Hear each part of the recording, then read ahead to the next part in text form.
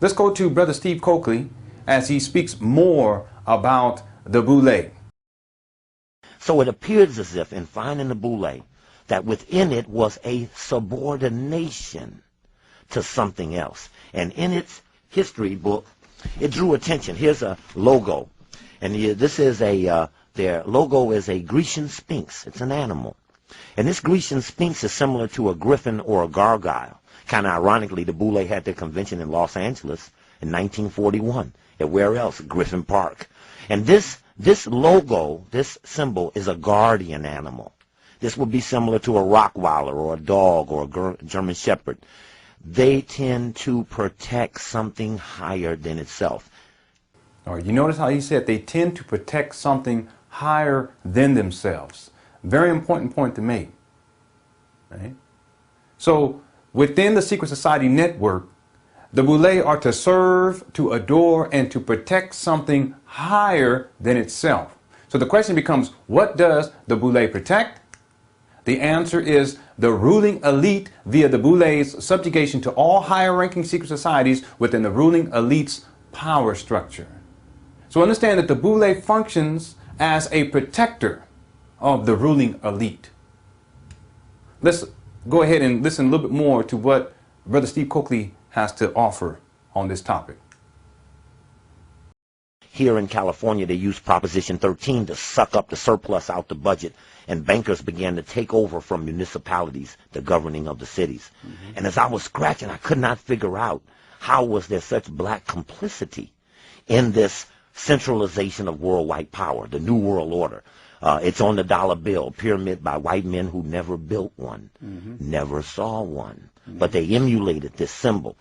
And now comes a series of societies, and now comes forth this black one in 1904.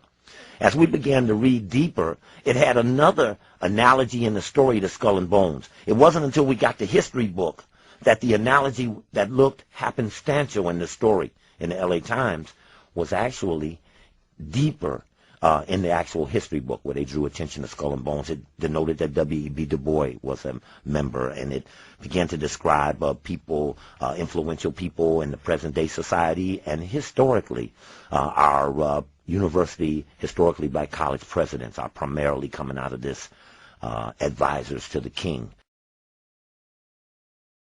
Right, you hear that last comment there.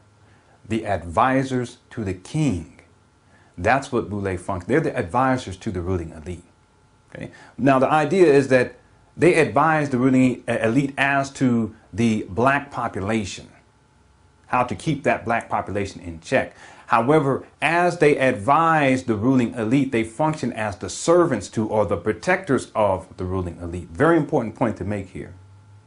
So the boule are the advisors to the king. The question is, who is the king? The answer is the ruling elite via the boule's subjugation to all higher ranking secret societies within the ruling elite's power structure.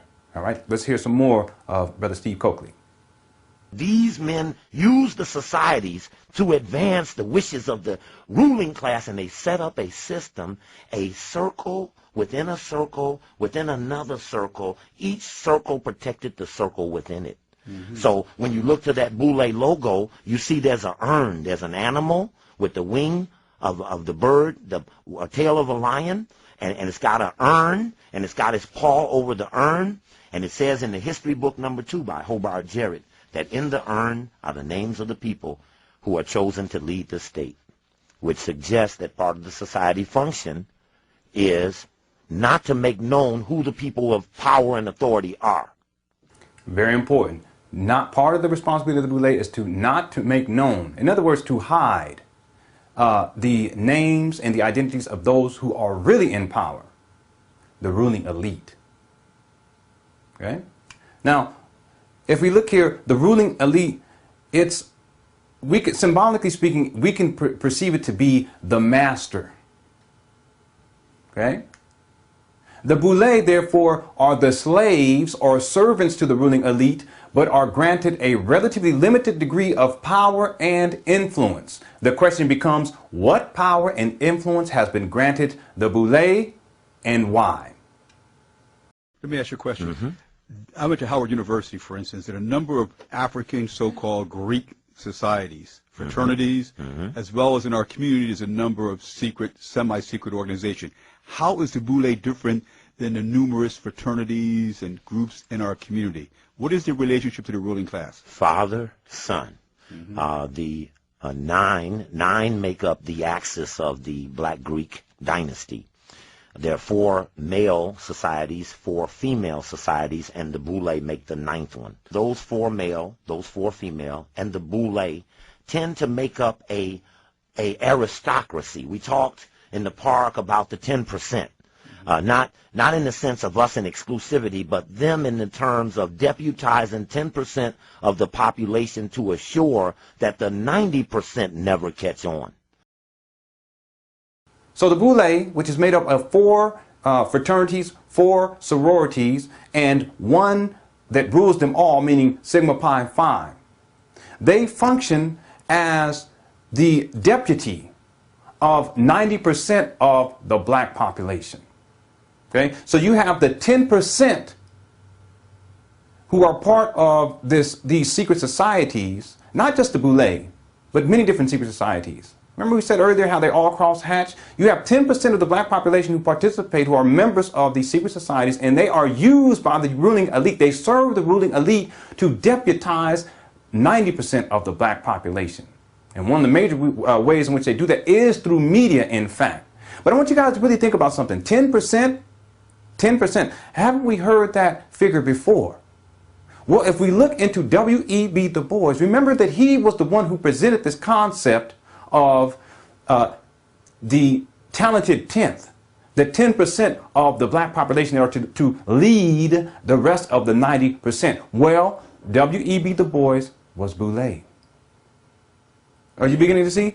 W.E.B. Du Bois was Boule. So the idea is, did the Boule give him this concept to present to us?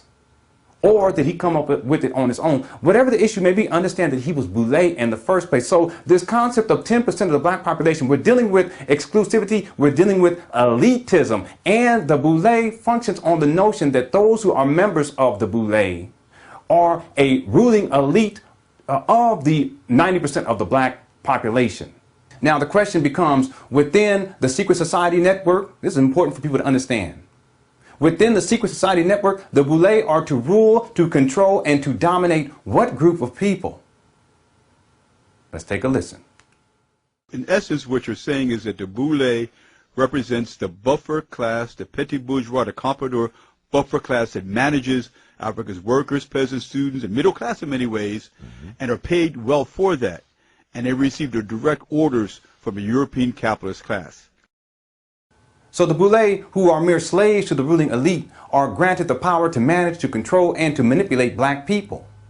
But how is such management, control, and manipulation actualized? That's the question.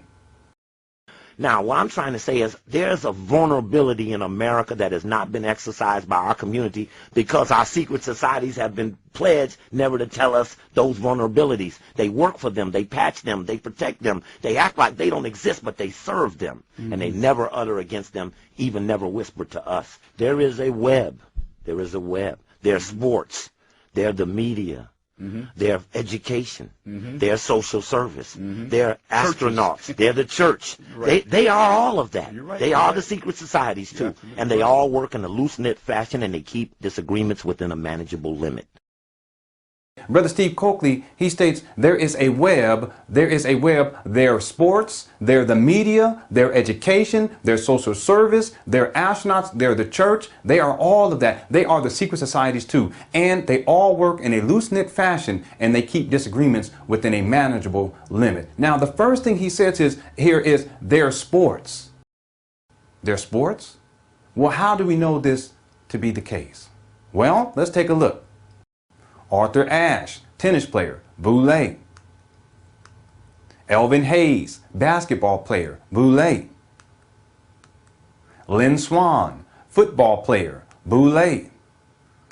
Hank Aaron, baseball player, Boule. That's a long list too, by the way. I'm just showing some, in various sports, some names and figures that people would recognize. So Brother Steve Coakley, he also states here, there is a web, there is a web, there are sports, there are the media, there are education. Well, how do we know that to be the case? Education? How do we know this to be true? Well, W.E.B. Du Bois, Boulay, an academic, an author, and a journalist. Boulay. Carter G. Woodson, a historian, an author, and a journalist. Boulay. I mean, we read his books in college. That's education. Dr. Asa Hilliard, an educator, psychologist, and professor. Boulay. That's education. Dr. Jacob Carruthers, educator, scholar, academic. Boulay. Robert Moulton, author, educator. Boulay. Brother Steve Coakley also states here, there is a web, there's sports, there the media, their education, their social service, their astronauts, they're the church. The church? Yes. How do we know this to be the case? Well, Dr. Martin Luther King Jr. was Boulay. Benjamin Mays, a minister, educator, president of Morehouse College. Boulay. Reverend Al Sharpton, Baptist minister, civil rights activist, politician. Boulay. Jesse Jackson, politician, Baptist minister, civil rights activist. Boulay. You remember this flag? It's the UN flag. You see the wreath of peace there? What I'm getting at is the Boulay, in terms of its influence, how they dominate the 90% of the black population, also deals with politics. Jesse Jackson is an example of that. But it goes even deeper than that. Ralph Bunche participated, one of the founders in terms of the formation and administration of the United Nations. He was Boulay. He also won the Nobel Peace Prize in 1950. So when we look at the UN, understand that there were Boulay participants in the formation and the administration of the UN. We're talking about politics, and we're talking about globalist agenda here. Maynard Jackson, politician, first black mayor of Atlanta, Georgia. Boulay. Whitney Young, the Urban League president. He was also funded by the Rockefeller Foundation. Boulay. Tom Bradley, mayor of Los Angeles, California. Boulay. David Dinkins, politician, mayor of New York City. Boulay. Lawrence Douglas Wilder, politician, mayor of Richmond, Virginia. First African American to be elected as governor of a U.S. state. Boulay. Vernon Jordan, lawyer, business executive, advisor to Bill Clinton. Advisor? Yes, advisor to the king. You guys begin to see? Boulay. Dennis Archer, politician, lawyer, served on the Michigan Supreme Court, mayor of Detroit, president of the American Bar Association. Boulay. So, Brother Steve Coakley, as he states, there is a web, there's sports, they're the media, their education, their social service, they're astronauts, they're the church, they are all of that. They are the secret societies too. And they all work in a loose-knit fashion, and they keep disagreements within a manageable limit. He says they are the secret societies too. What secret society is Brother Steve Coakley speaking of? He's speaking of Sigma Pi Phi, the Black Boulay.